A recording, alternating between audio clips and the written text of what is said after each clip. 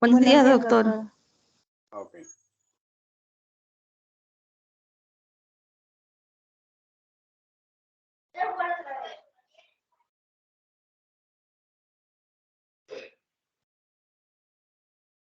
Hoy vamos a tocar el tema de lo que es la anticoncepción quirúrgica voluntaria, ¿no?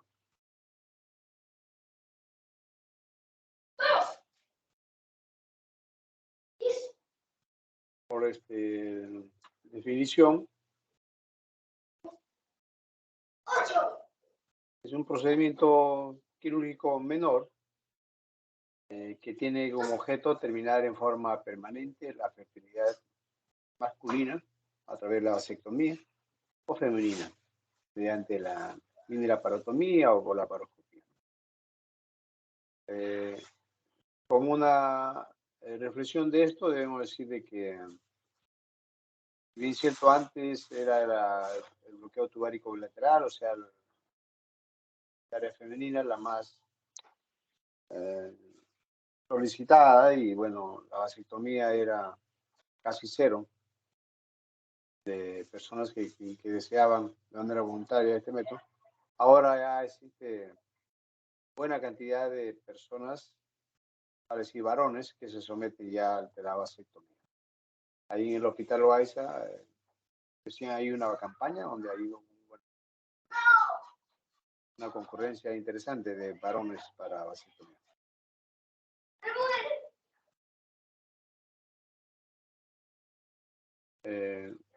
Bueno, el famoso AQB, digamos, es el método anticonceptivo más utilizado mundialmente, ¿no? Allá incluso ya utilizaban, por ejemplo, hasta atrás, ¿no? Mujeres 170 millones y hombres 43 millones.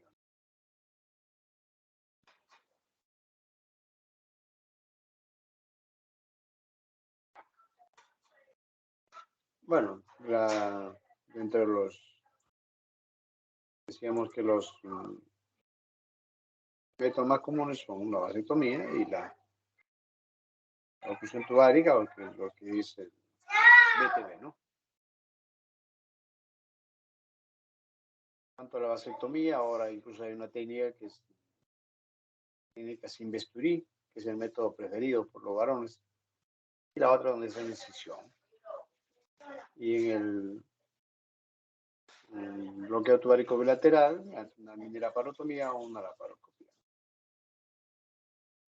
La laparoscopía lo hacemos en pacientes se denomina intervalo, ¿no? Pero en caso de posparto, bueno, es una mineroparotomía a nivel por debajo de la cicatriz umbilical, ¿no?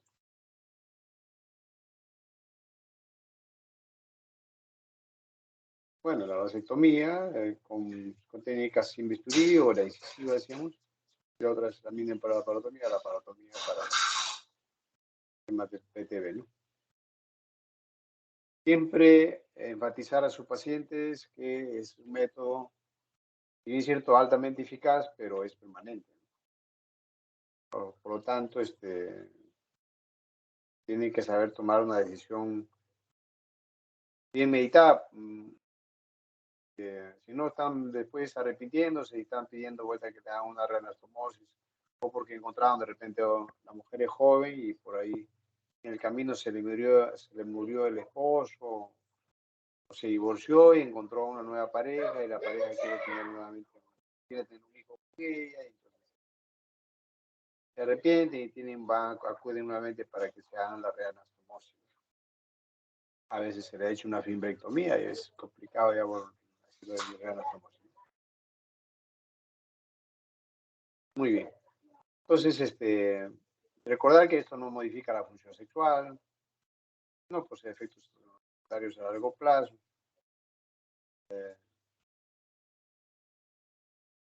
Y bueno, si la paciente tiene alto riesgo, pues de salir embarazada, ya tiene de repente 3 cesáreas o 4 cesáreas, hacemos su bloqueo tubárico bilateral, ¿no?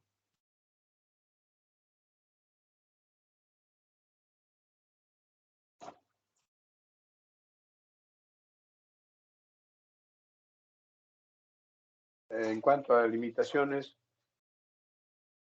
digamos, de la QB, siempre no está de más, vamos a repetir en varias ocasiones de que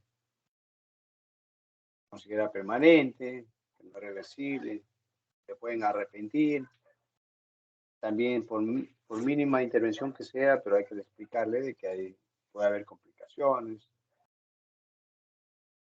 puede haber un pequeño dolor, malestar, luego del procedimiento. Se recomienda que este procedimiento tiene que ser realizado por un médico capacitado o un especialista. Y bueno, no protege contra las ITS, ¿no?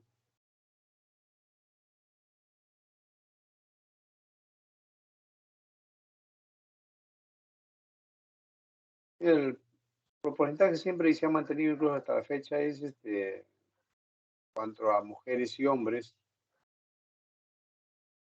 en el Asia, tanto en el sur y el este, sobre todo en el este del Asia, miren, vamos a ir a 25, ¿no? 28 más o menos. Seguido por sur de Asia, 16. Claro, es el porcentaje de individuos casados en edad reproductiva que optaron por el mismo.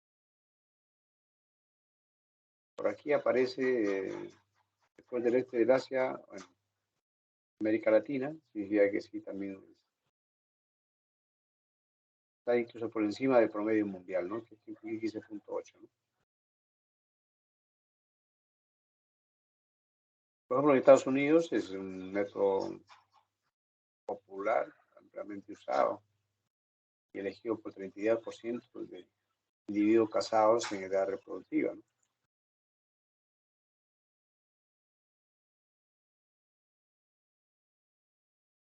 Recordar que una vez más decimos es una expresión voluntaria y luego de contraer ITS permanece prácticamente intacto, ¿no?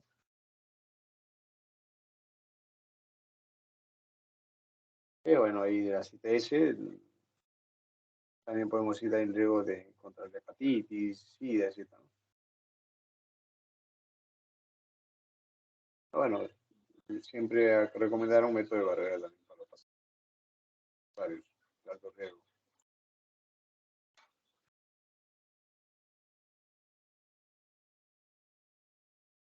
Bueno, a los usuarios, las recomendaciones ya también anteriormente dichas, solamente que siempre hay que firmar su consentimiento informado, tanto de la consejería y también ya desde el momento que se va a hacer antes que se da el procedimiento, debe estar su requerimiento informado. Antes, para las BTVs, requería que firme también la pareja, en este caso el esposo, ¿no? Pues si es una vasectomía, la esposa. Ahora ya no, ya. La mujer decide libremente, ¿no? Significa que va a conversar con el esposo. Pero antes era muy de todas maneras se requería la autorización de esposo o esposa, de acuerdo que sí, el procedimiento que se va a hacer. Igual lo que pide el requisito a nivel nacional, que son, probablemente está con la línea de trabajo a nivel internacional.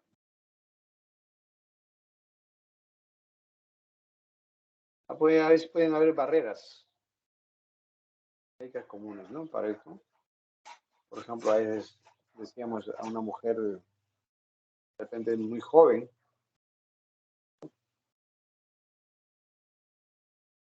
otro de que a veces tienen 2 hijos y se ligan, ¿no? O menos de 2 hijos.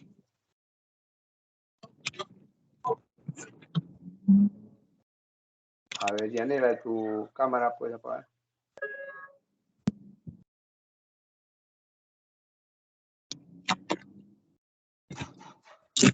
Ya.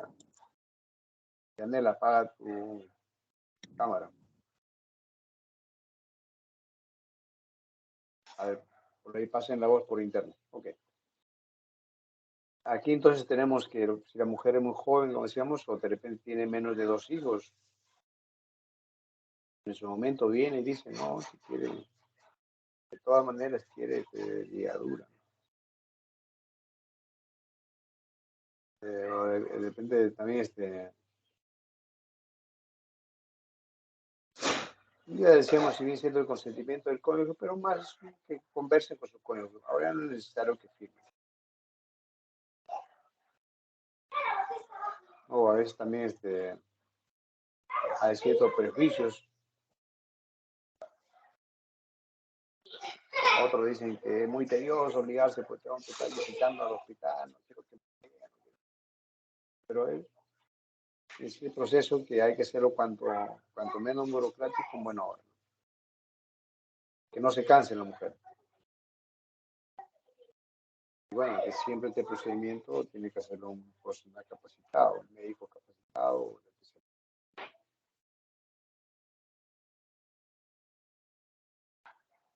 Entonces, hay barreras desde el punto de vista de normativos, también el proceso, ¿no?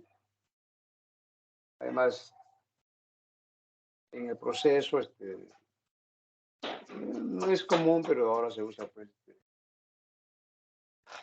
digamos, se usa desde anestesia local y no regional. Muy rara vez otros dicen que esperan mucho, entonces hay que acelerar los procesos. A ver, en Perú, ¿qué pasó? El tema de las ligaduras ha sido un tema legal, o sea, fiscal, tema de derechos humanos. Hay instituciones que también eran por derechos humanos. Y bueno, aquí en Perú también hubo un auge de lo que es la QV, motivo por el cual también hay, digamos, hay presidentes, hay ministros, directores, asesores procesados, ¿no? Entonces, bueno, conocer qué pasó. Pero debo decir, por ejemplo, a mí me tocó el año 97 trabajar en un distrito y bueno, en ese distrito había un centro de salud y se hacían pues ligaduras ahí en el centro de salud con un médico especialista, ginecólogo y con la persona que daba la anestesia, ¿no?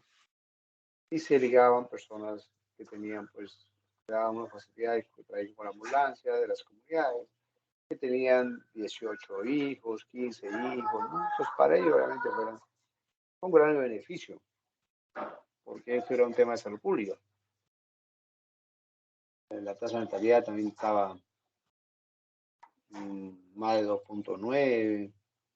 Entonces, pero ¿y qué decirle por qué zona? Pues estaba por una zona de Cajamarca y había personas que tenían 18, 15 hijos, 10 hijos. Entonces, realmente, esos fueron grandes beneficiados con este programa. Porque recuerden que antes de que se instale este programa era ilegal. Y se hacía una ligadura, tanto el que lo hacía como el que se hacía, se iban a la cárcel. Era ilegal. Pero a partir de acá ya se empieza a hacer la legalidad de este proceso. Y dígase de paso en otros países ya se ve liberal y estaba haciendo un gran acceso para la población. Bueno, entonces decimos que cuando la CUE en Perú había unos requisitos que sea la mayoría de edad, ¿no? Bueno, si es menos de 25 años, hay que aplicar criterios de riesgo reproductivo. Hay hay personas que a esa edad ya llegan con 35. Entonces, si se dice que hay su paridad satisfecha, pues se le hacía candidata a aliado. Pero de todas maneras se le hacía reflexión, ¿no? No es bueno, tiene 25 años, puede quedar viuda, puede divorciar en futuro, no sabe, ¿no? Tratando de desanimarlo, pero hay gente que estaba decidida, digamos. ¿Qué? El número de hijos importante que ha completado el número de la consejería. el consentimiento informado.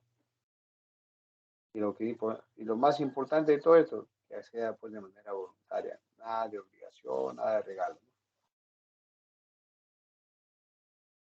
En cuanto a consejería, pues se hace 2 sesiones y bueno, con un periodo de reflexión mínimo pues 7 horas. Lo siguiente, a veces la paciente puede llegar de repente a la obstétrica y llega de repente como expulsivo y ya no tiene tiempo para reflexionar, ¿no? Lamentablemente, pues la ley es así. Y siempre en cuanto a la consejería, está en lo que es el arrepentimiento. Pueden arrepentir. La complicación de la falla y la reversión, lo que incluye, ¿no? Y ya nuevamente mencionamos que hay riesgos de arrepentimiento, tanto para el hombre como la mujer.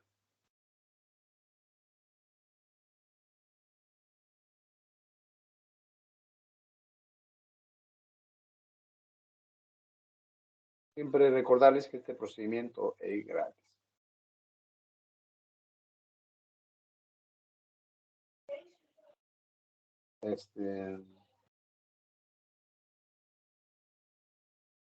Muy bien, entonces, nuevamente acá repetimos el tema de lo que es el procedimiento que dispone el Ministerio de Salud para lo que es la recomendación. Que incluyen todo lo que debemos mencionar a nuestra paciente que se va a hacer ese procedimiento de la cura. Entonces se desarrollaron políticas del año 93, por ejemplo, al 95. Un 28 de julio del año 1993, el presidente Fujimori declara apoyo a la planificación familiar en su mensaje de la Nación de ese 28 de julio. Entonces, ¿y en qué consistía este apoyo? De que mientras que siempre el apoyo era a través del Ministerio de Salud, en este caso iba a ser directamente del MEF al programa de planificación familiar. ¿Ok? Llama al programa de planificación familiar.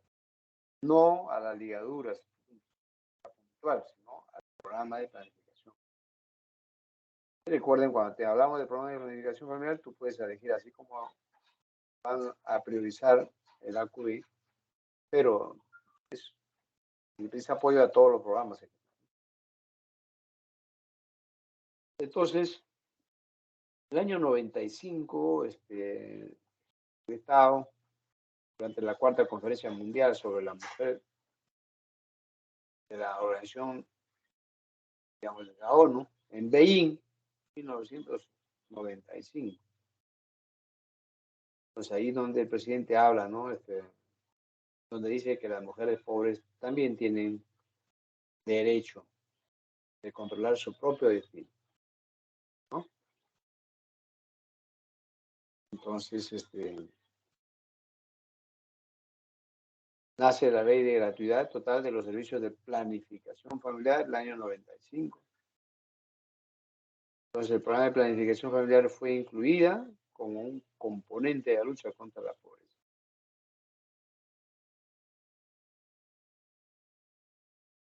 Luego, acto seguido, la legalización de la AQB, ampliándose como la AQB como un método más podría elegir la mujer peruana.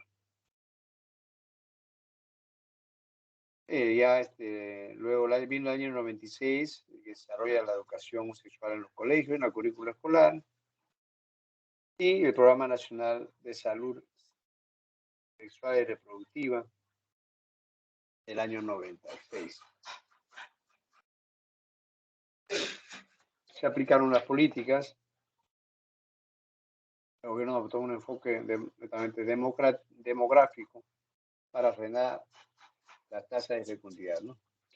A través de los métodos anticonceptivos. O como todo método, se definen metas cuantitativas. Y bueno, recuerden que siempre, como el comentario que le hice al principio, estaba dirigido sobre todo a las mujeres rurales, pobres, con poco o nula educación. Incluso las tasas de mortalidad materna pues estaban por encima de los 200, ¿no? Por 100.000 nacidos vivos. O sea, teníamos que aplicar una política de planificación familiar, ¿no? Con énfasis sobre todo en los más pobres, en los más rurales, en las zonas rurales, sobre todo que tengan baja o nula educación. El doctor Eduardo John Mota fue ministro, que es un colega ahí del Hospital Loaiza que acaba de cesar de salud. Durante su gestión se aprobó el Programa Nacional de Salud Sexual Reproductiva y Planificación Familiar 1996-2000, que tenía como su meta llegar al año 2000, habiendo alcanzado la prevalencia de uso de métodos anticonceptivos modernos, seguros para lograr una tasa general de fertilidad de 2.5 hijos por mujer. Eso se planteó su meta, ¿no? Como digo, el doctor Iván Mota estaba el ministro de Salud en ese momento, ¿no? Y bueno, ya luego, acto seguido a lo que es ya la ley, vino el Manual de Normas y Procedimientos para cubrir. Se dio mediante resolución ministerial 07196 SA/STM. Y dispuso la obligación, ¿no? De cada sesión es un plazo mínimo de 72 horas para que para una decisión. Antes era 72 horas, ¿no? Bueno, ahora ya se ha bajado eso a 7 horas. Pero recuerden que así se inició el programa de planificación. La QV, quirúrgica voluntaria. Muy bien, entonces, queremos ver que la anticoncepción quirúrgica voluntaria en el ámbito mundial y latinoamericano, diríamos que la proporción de mujeres y hombres esterilizados en relación al total de usuarias de anticonceptivos a nivel mujeres, ámbito mundial 18.9, hombres 2.4. Latinoamérica 25.9 mujeres, hombres 2.3, ¿no? Bueno, es claro que los hombres se esterilizan pues menos que las mujeres, ¿no?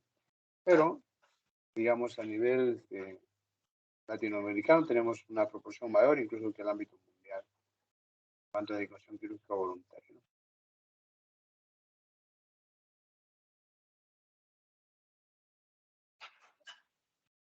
Bueno, ya después con un gráfico vamos a ver el tipo de técnicas que utilizamos para lo que es la evolución bilateral, que es la QV femenina, y lo que es la vasectomía, que probablemente es la QV masculina, ¿no? Tasa de embarazo a primer año, en cuanto a la esterilización femenina, masculina, son métodos muy eficaces, ¿no? 0.5, masculino 0.1. Es tasa de falla, ¿no? Es, como ven, es poquísimo, ¿no?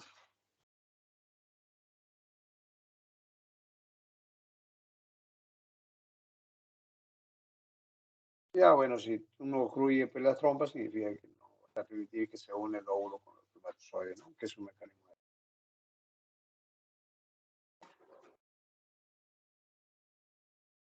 El AQV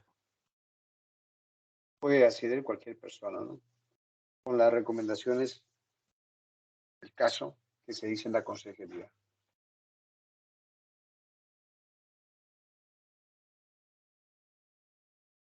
Bueno, ya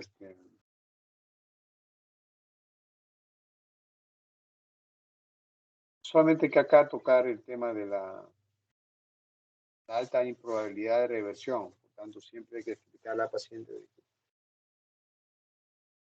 que el otro, que digamos, decida bien, porque la posibilidad ya de reversión es casi imposible.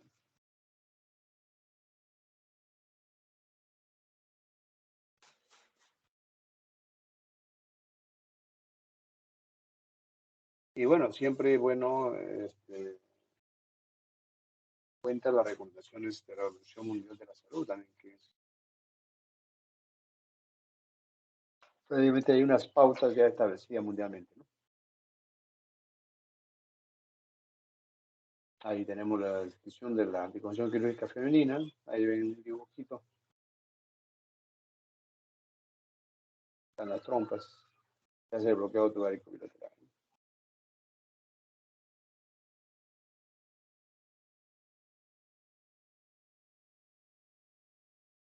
Procedimiento simple.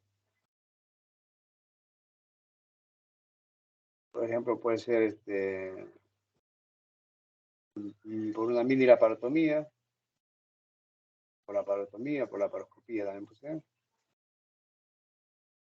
Por la paroscopía, pues podemos hacer una oclusión con ligadura, sección, caracterización de anillos, con clips o grapa, ¿no? Y pues, el tema de la curiosidad de oportunidades, cuando tenemos la paciente parto, por cesárea, tenemos ahí abierta la cavidad, el abdomen, y están ahí haciendo una cesárea, tiene factor de riesgo para que vamos a dejar, hay que ligar ya.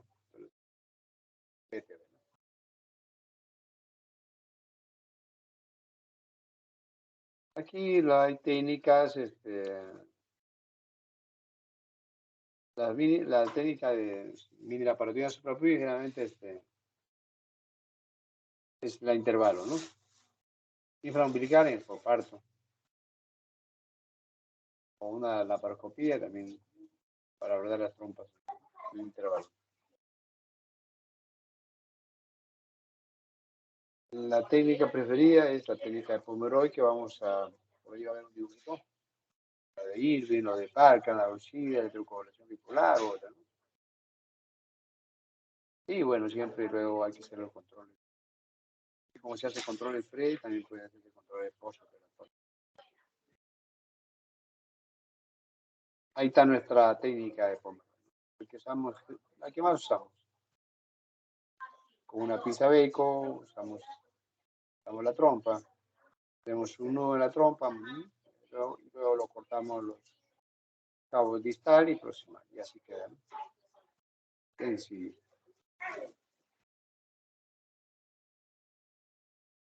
En su tasa acumulada de embarazo, mujeres entre 28 y 33 años de edad, bueno, una salpingotomía parcial de intervalo, a un año solamente 7 puntos. Con salpingotomía parcial, 0. Esquidit, 21.2, coloración bipolar, 2.6, unipolar, 0. Entonces, para que vean cómo es cuán efectivo de la población, digamos, unipolar. Bueno, es que la unipolar quema más extensión del tejido, ¿no? El sello de la bipolar, pues con la salpingotomía parcial por sabor, 0 también.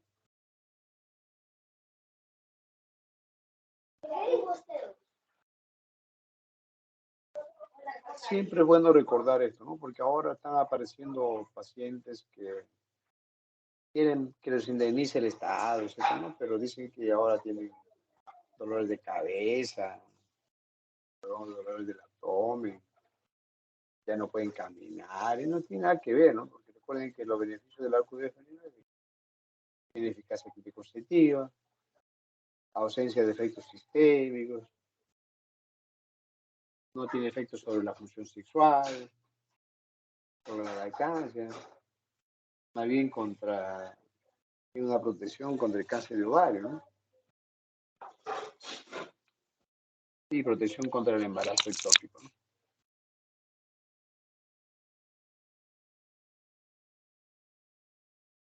Bueno, las complicaciones que pueden existir, ¿no? Desde una anestesia, trama de vísceras abdominales, infección,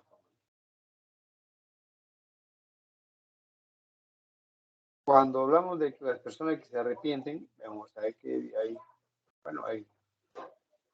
5 a 15% de mujeres que tienen algún tipo de arrepentimiento, ¿no? Digamos, la edad temprana, bueno, pues, el tema de genera arrepentimiento. 20% de las mujeres esterilizadas a una edad joven se arrepienten y quieren que le hagan una reanastomosis. Pero en líneas generales, del 5 al 10% de pacientes que tienen un cierto grado de arrepentimiento, solamente el 2% es que acude para la reanastomosis. En el general de las mujeres menos de 30 años. Bueno, se pueden volver a casar o enviudar. Entonces, el éxito de la reversión pues va a depender qué tamaño de trompa han dejado, ¿no? A veces dejan un cemento chiquito y no se puede hacer una reanastomosis. En todo caso, se le puede decir a la paciente que pueda buscar de su dinero porque va a necesitar un FIP, ¿no?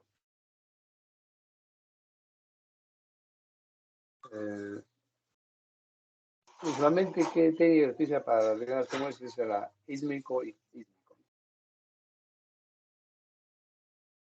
Ahora, en la técnica masculina, tenemos ahí lo que es acá tenemos el conjunto diferente, ¿no?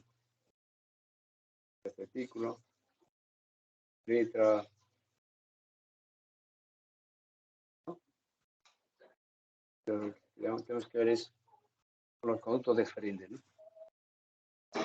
El varón, como decía anteriormente, ahora el varón está acudiendo con mayor frecuencia ya a hacerse el procedimiento de la vasectomía.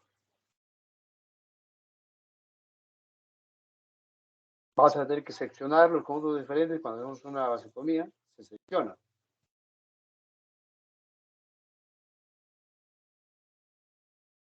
Bueno, si la PTB es barata, bueno, la vasectomía es muy barata. Y se hace con bisturí o sin bisturí. Se secciona y se di el quedaduro de la cauterización, ¿no? Y esta técnica de la vasectomía sin bisturí, a nivel de la RAFE, digamos, el RAFE total, con una pinza mosquito, curva, puntiaguda, es una pinza especial. Que se funciona y, bueno, se escroto y seca los diferentes. Una vez que seca los diferentes, hay que preservar ahí, hay un vaso sanguíneo, ¿no? La arteria diferente. Y seleccionamos 1.5 centímetros del producto diferente. Luego se liga, lo interponemos en su fascia y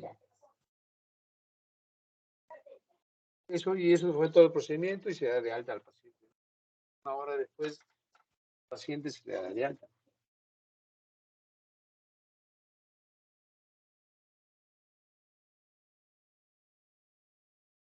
Entonces, es un procedimiento muy sencillo que el paciente viene al tópico, se hace el procedimiento y a la hora se va a su casa. No pasó nada. Esta es la vasectomía convencional que se hace una pequeña incisión.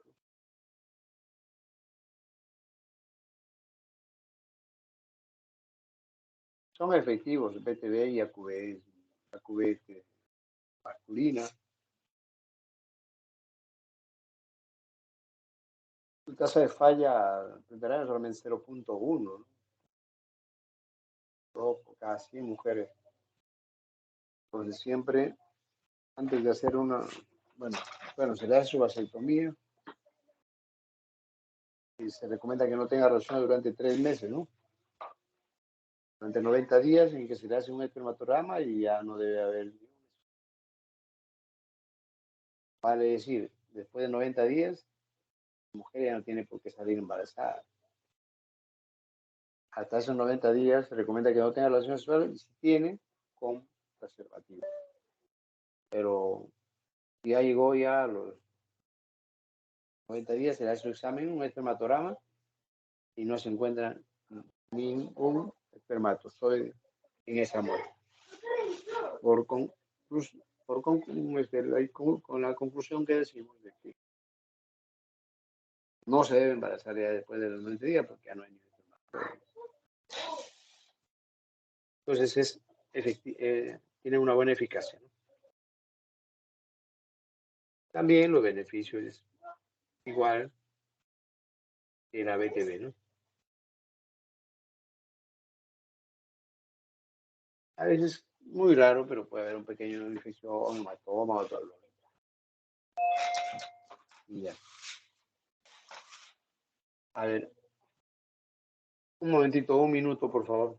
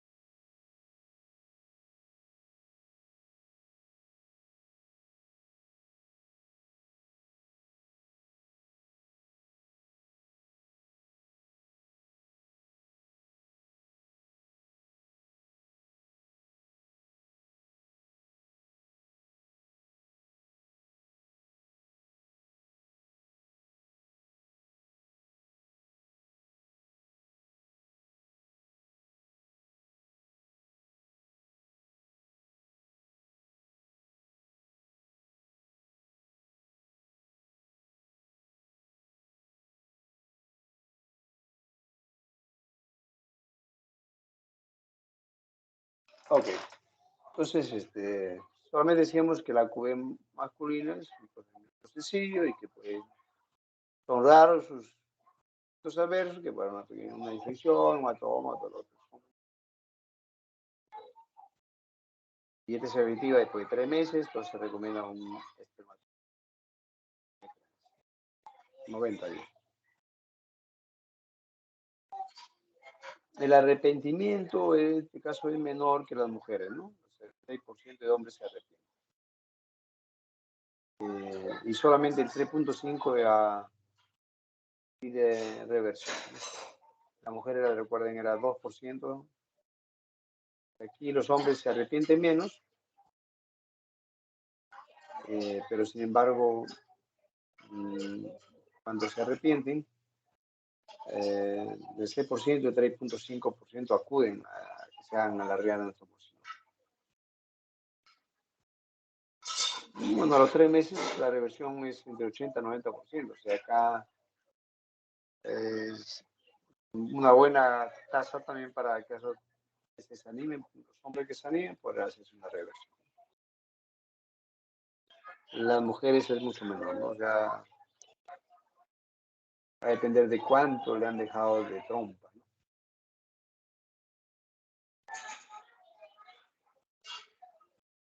Si luego se realiza, en general, si la reversión se realiza antes de los 3 años, la posibilidad que pueda embarazar a una mujer es 70%. Sí.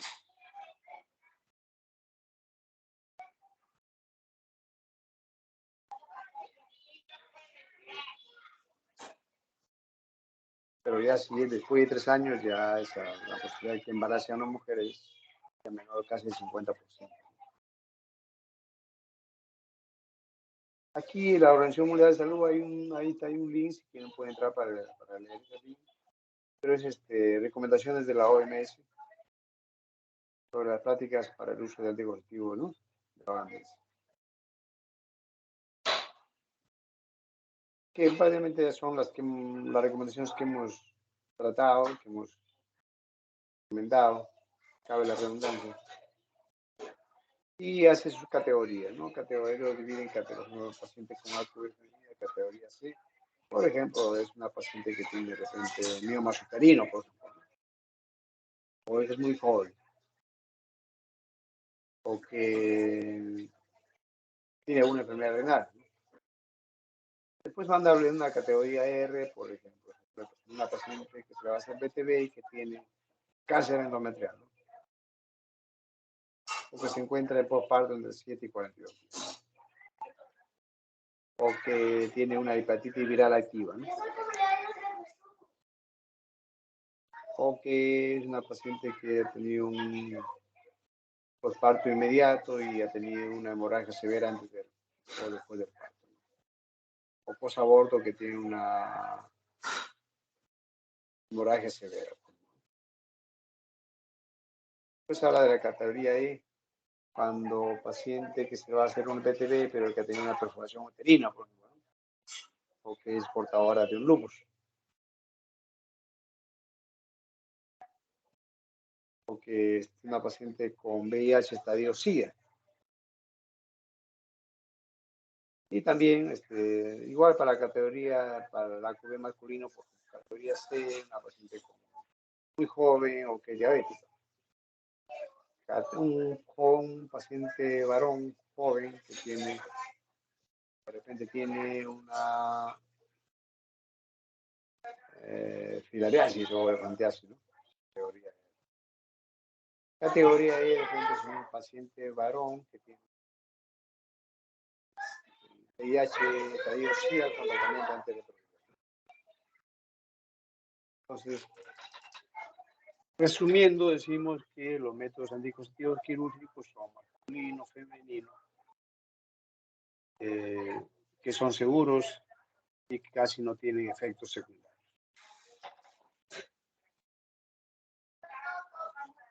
Que para eso es importante conocer el aparato genital masculino,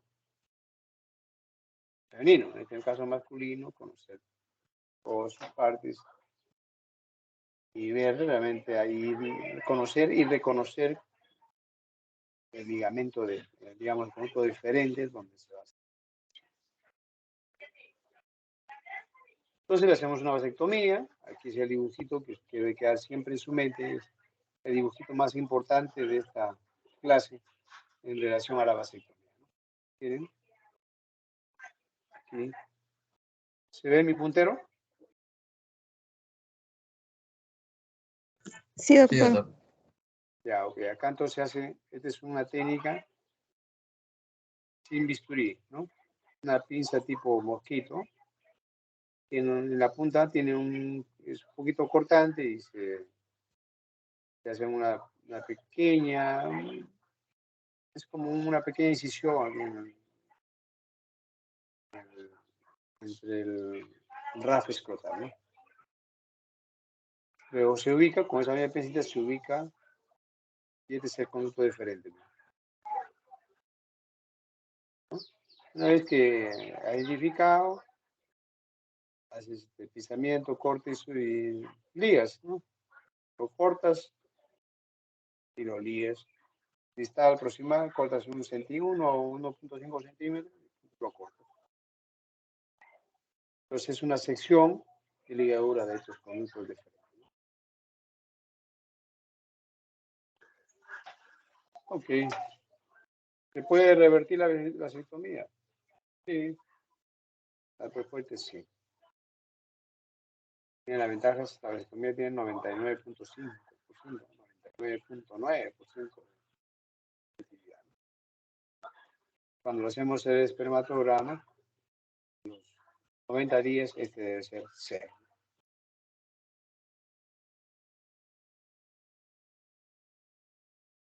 Ya, ustedes ya han visto las bondades de la vasectomía. Puede tener sus, digamos, no causa inhibición de líbido, no produce impotencia, no requiere hospitalización, no causa alteraciones hormonales, o sea, hay que quitarse toda esa idea que tienen ahí se le dice a un hombre cuando se mete a una vasectomía. No es cierto. Recordar una vez más, no se protege de la ITS.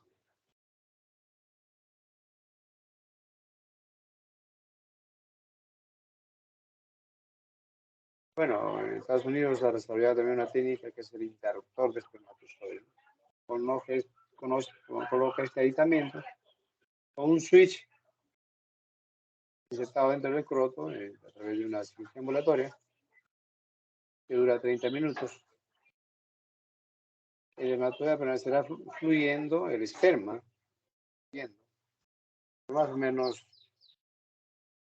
3 meses, ¿no? O 30 eyaculaciones. Y bueno, entonces debe hacer análisis del esperma después de un mes, ¿no? Entonces, prácticamente con este procedimiento del switch, el interruptor de espermatozoide SLB. Como repito, es un aditamento que se coloca en el conducto deferente, ¿no?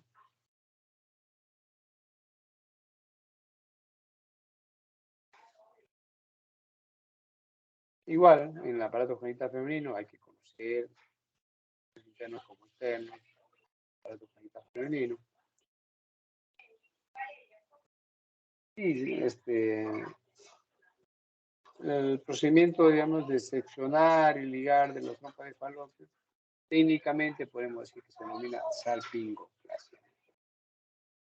De este nivel, ya sea de esta manera o de esta manera. Y recuerden que la mujer puede seguir ovulando normalmente y teniendo su menstruación normalmente porque no se ha alterado nada. Ahí está, por cauterización, ligado y cortado, otra la banda plástica. Esta por la paroscopía, igual se queda parcialmente proximal, pero distal, y bueno.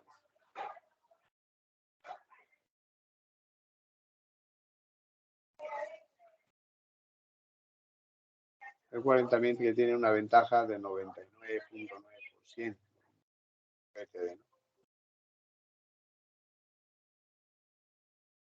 Lo mismo que el varón no causa ni trastornos hormonales, no era libido, no interfiere con el coito y, bueno, procedimientos sencillos, ¿no?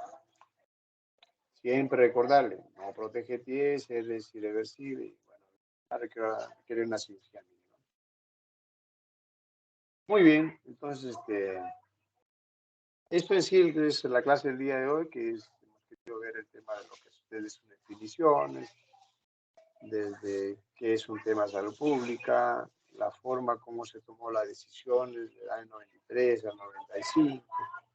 Antes era ilegal hacer una legadura, le mandaban a la cárcel tanto a la paciente como al médico que ha hecho o a quien sea que ha hecho este procedimiento. Gracias a estas políticas que no fueron, digamos,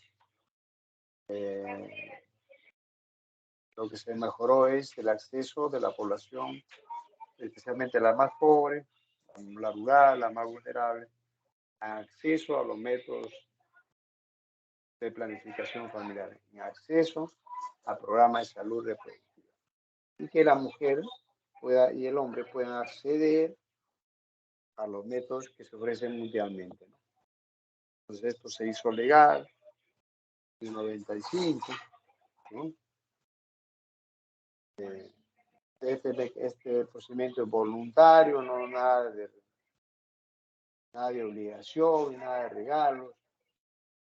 Bueno, a través del tiempo también hay organizaciones de derechos humanos que han estado defendiendo. El argumento ahora dicen que me duele mi cabeza, no tiene por qué producir ningún efecto colateral. La tasa de mortalidad por este método ha sido la menor que las tasas en el mundo, ¿no? Ahora se utiliza solamente una anestesia local, ¿no? Puede también utilizarse regional o general en muy raras ocasiones. La vasectomía ahora varones están accediendo en mayor cantidad y con sus efectos colaterales que son mínimos y bueno, y que si no protegen esta lesión quirúrgica de la ITS, pero la mujer en este caso puede seguir menstruando, puede seguir ovulando, etc., ¿no? Y bueno, entonces existen diferentes técnicas, ¿no? Digamos, la cateterización, ¿no? Ligado y cortado. Y tenemos también cintas elásticas. Ahora también tenemos la laparoscopía, también ahora ya no es con la laparoscopía, se hace ligado. Y las pacientes recuerden que en caso de la vasectomía se va a 1 hora después de haber hecho el procedimiento, ¿no? Y no requieren hospitalización. Los resultados, la eficacia es 99.9. La tasa falla tienes a muy 0.1. Y bueno, eso es la contracción quirúrgica. Si hubiera alguna pregunta de parte de los asistentes, nos acompañan hasta esta hora, son muy bien, 28 alumnos, perfecto. Solamente faltan 2, ¿no? Doctor, buenos días. Una consulta, por favor. Hola. Sí. A ver, está preguntando Tenía una Juanita duda. Hurtado, adelante. Sí, Puedes sí, cargar la doctor, asistencia, ¿eh? A ver, vamos. tenía ¿Ya? una duda acerca de la categorización, ¿no? La categorización C, E, R. ¿Cuál es el objetivo de la categorización o para qué se usan? No solamente para que sepas que te vas a hacer un bloqueo tubárico bilateral en una paciente de muy alto riesgo. Solamente eso, decir, mira, pero que eso no contraindica. Tienes una paciente de repente con un problema de salud mental y aparte tiene, digamos, VIH, estadio SIDA con tratamiento retroviral. Solamente que le vas a hacer un BTV, pero tener en cuenta que es una paciente que tiene de mal pronóstico, digamos. Pero que sí se puede servir para que, porque este paciente puede tener sus relaciones, ¿no? Nadie, por más que tú le indiques a esa paciente que tiene que cuidarse, que tiene que usar protección para no contagiar a otra persona, ¿no? Pero tú no sabes cómo va a reaccionar esa persona, pareja que tiene generalmente o que de repente otra pareja. Y el hecho está que puede contagiar a otra persona.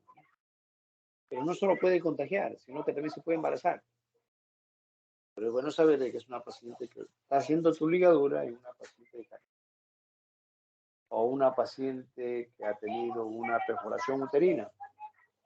Y de repente una paciente con perforación uterina, y bueno, has entrado por la perforación, has hecho una hemorragia.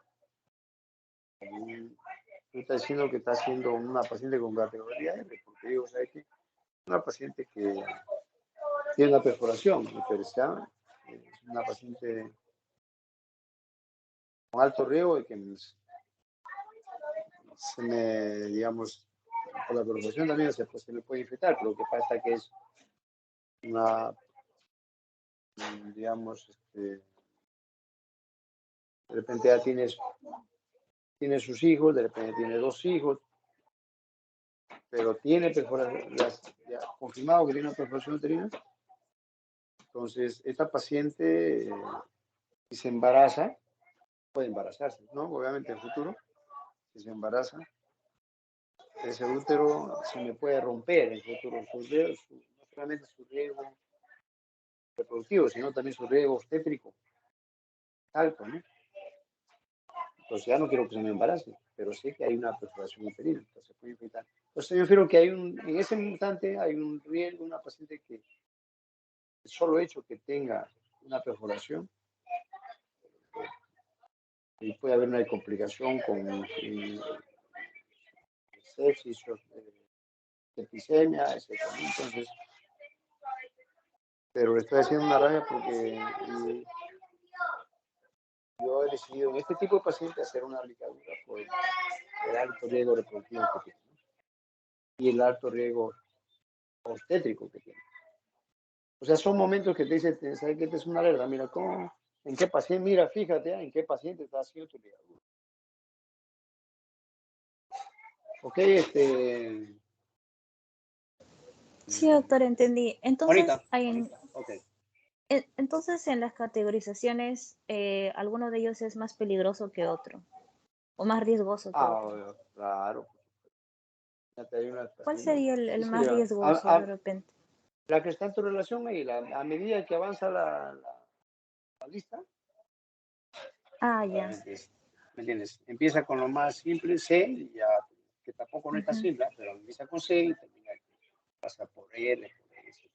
¿Ok? R. Ah, ya. Sí, doctor, ¿Alguien tiene entendí. otra pregunta? Gracias.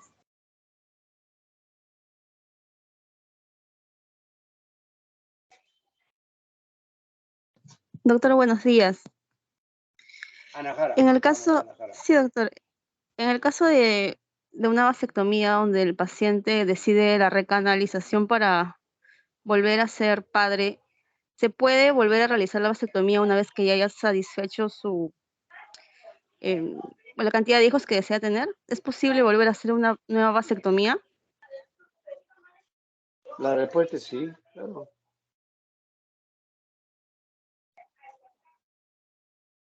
Sí, ¿En porque cuánto ese tiempo después, conducto, doctor? sí, dime. O sea, ¿en cuánto tiempo después y si habría alguna complicación respecto a una nueva vasectomía? Si no habría complicación, una nueva vasectomía, o sea, ¿no? Recuerda que primero hay gente que se arrepiente y se hace los 3 meses nomás se hace la recanalización, ¿no? Y la posibilidad pues que tenga, incluso decíamos, ¿te acuerdas que desde los 3 meses al año, la posibilidad de que pueda embarazar el 70%, ¿no te acuerdas? Pero ¿en qué Sí, tiempo doctor, a los después? Primero tiene que embarazar a una mujer. Tiene que embarazar y cuando embaraza a una mujer ya después puede ser, no hay problema, porque si embaraza a una mujer ya se puede hacer antes, mientras su mujer está embarazada, sigue la gestación. Yo diría que lo mínimo tendría que asegurar que ese bebé salga bien, ¿no? ¿No te parece? Espera, aunque sea Sí, 9 meses, doctor. que ese bebé pues, salga bien. Porque de repente, por algo puede pasar también en el camino, ¿no? Y de repente, este, bueno, esperando que todo salga bien, pues ya lo mínimo, 9 meses que salga ese bebé, y ya sabe que, ¿no? Pero de repente ya,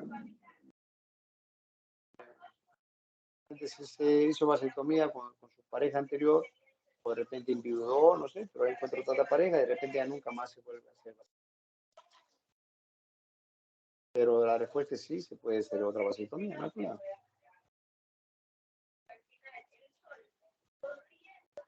¿Alguna Ya, otra doctor, muchas pregunta? gracias.